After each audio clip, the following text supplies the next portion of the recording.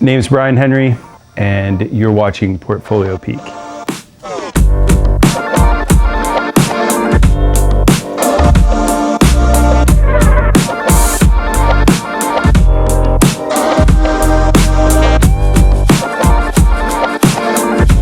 I'm from Long Beach, California, and currently live in Colorado.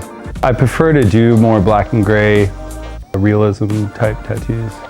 I'd say what got me to like black and gray was kind of jumped into like all different styles because that was kind of whatever was coming through the door. But then when I moved back to the Long Beach area, I started to see a lot more black and gray style tattoos and just caught my eye and like literally dove right in. I just think like black and gray style is a little more classy. It ages really well and it's kind of a little bit closer to like a pencil style drawing to me. I think people can kind of notice it's my style tattoo because I'm mixing like a little bit of surrealism in with my realistic tattoos and adding in a little bit of nature in there as well. For reference wise, I'm kind of all over the board, man. Like I have a bunch of books that I look at. Also the internet is pretty much a game changer. I will jump through tons of like Google searches or like Pinterest to find like the right realistic image. And I think I'm not like hating on AI. I think it's actually a cool tool for realism artists to like kind of make your realistic image and like pull it into tattooing. I think it's like a useful tool, you know, as long as you're not like overdoing it.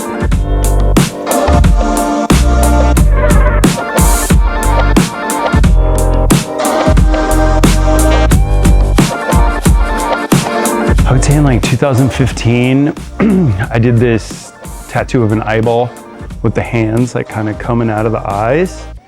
And it was probably like my first surrealism tattoo that actually hit. Like people were just like, whoa, what the fuck is that? And I still look at it to this day and I'm like, damn, I did that back then. Like that's crazy, you know? I don't know if he wanted to get super trippy with it, but I was like, yo bro, we should probably like switch it up a little bit instead of just doing an eyeball, you know? So I added the hands in there and he looked at it kind of crazy at first and he's like, dude, I'm game, let's go.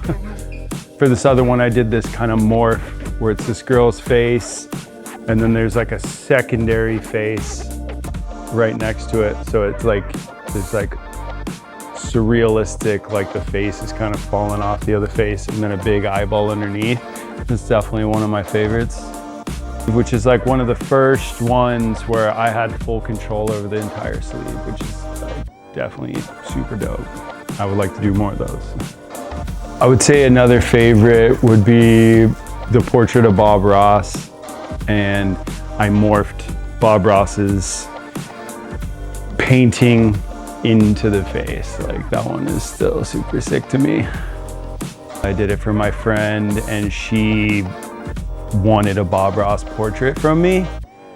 And I was like, yo, let me mash up like one of his paintings in the head and see how that looks. So that's how that one kind of came together.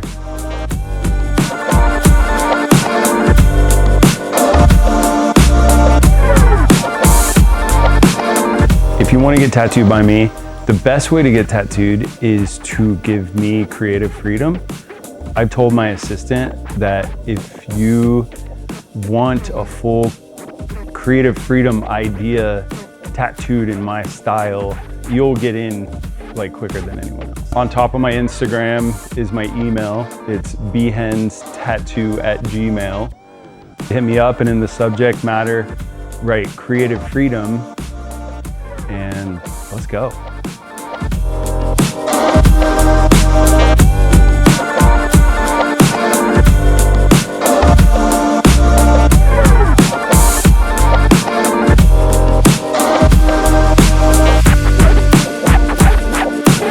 Again, Brian Henry, thank you guys so much for watching Portfolio Peak.